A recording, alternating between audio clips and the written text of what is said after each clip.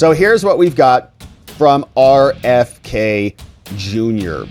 And man, he was on a tear today. And so I had a bunch of these we just queued up. I want to start with the right one.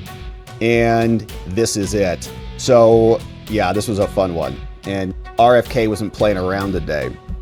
RFK Jr. obliterates Ron Wyden. This guy is going to lecture him about health and wellness of American citizens when he looks like he's on the verge of death, basically a walking corpse. But he's getting into some questioning here, and RFK Jr. said, my man, you've been in this position of power for decades, and people are getting sicker.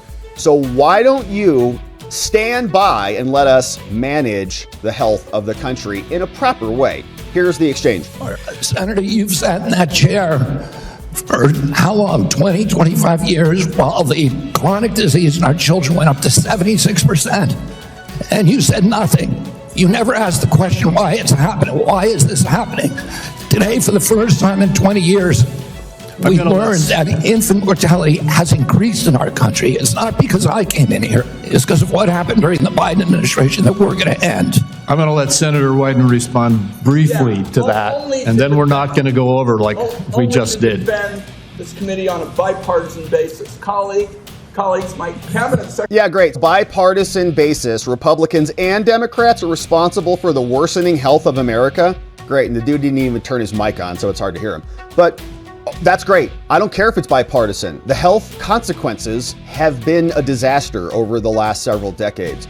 And there's this stupid little thing that these politicians do, and it drives me nuts, but they talk about their intentions and their work that they've done with good intentions to get good outcomes. And they intend really good outcomes, is what they always tell us. But the problem is their policies don't result in any good outcomes. They result in worse health outcomes. They told us that Obamacare was going to solve everybody's health problems. Healthcare has gotten way worse for most people, and it's not improving. So if it's bipartisan, that's fine, but you have to have some actual accountability for the consequences of your policies. And we can see the health consequences in America across the board. We had some of the worst health outcomes of the whole planet during COVID.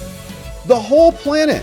Why is that? I thought we were supposed to be super advanced and state of the art in a first world country. We've got people that were sick as hell, dropping dead. They didn't even tell us back during the pandemic to go get some exercise and lose some weight, which was a very key comorbidity. Nothing happened.